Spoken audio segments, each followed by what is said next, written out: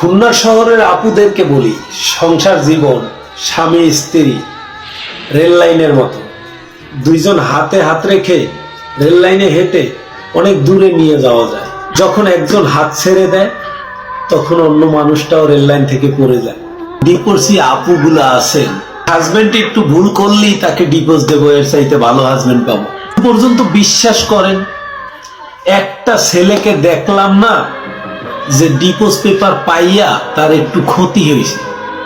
অনেক দেখছি কষ্টে পতিতালায় গেছে, একটা বিয়ে করছিল সেখান থেকে সংসার ভেঙে গেছে, খুব অ্যাভেলেবেল আমরা দেখি। একটা বোন একটা ভাইকে ডিভোর্স দিতে যায়, চেম্বারে দ্বারস্থ হয়, কি একটা পেশা তার উপরে দিতে থাকে যে এসব যদি না লেখে তাহলে ডিভোর্স হবে না।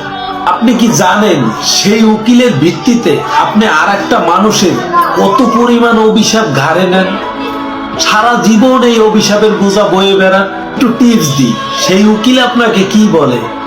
লিখতে হবে স্বামী মদ খায়, গাঁজা খায়, নেশা করে, এসে মারধর করে, ঠিক মতো কাম কাজ করে না, স্ত্রীর হক আদায় করে না।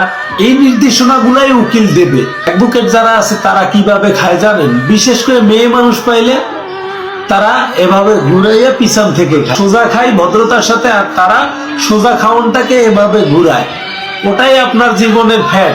আপনি জানেন যে ভাত সোজা খায়, কিন্তু সে আপনাকে ভুল বুঝানোর জন্য ঘুরাইয়া খাইয়া আপনাকে বুঝাইল। সংসার জীবনে স্বামী আর স্ত্রী ছোট ছোট ভুলগুলাকে আসলে ভুল ধরতে নেই।